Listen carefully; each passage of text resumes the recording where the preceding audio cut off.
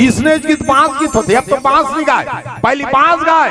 हाँ बड़ा सुंदर गीत गाए, मोहरी बरोबर बजाए और सुंदर हमर यादव भैया मन गाए बांसला और सुंदर कथा का है हमर किशन कन्हैया। और बांसला कैसे बजाए जानतो?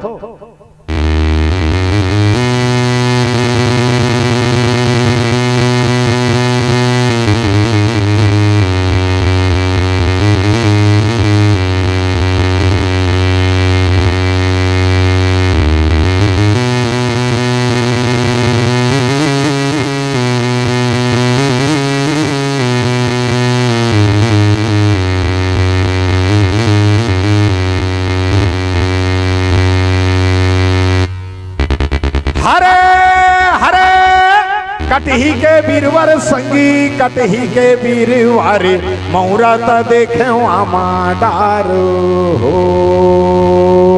तुलसी बिहावत देखे सीतापति जाने की, मुकुट खापे राजा राम हो।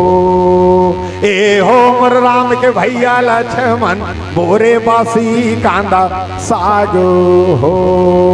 ए हो मोर राम के भैया लक्ष्मण, बोरे बासी कांदा साग हो। हरे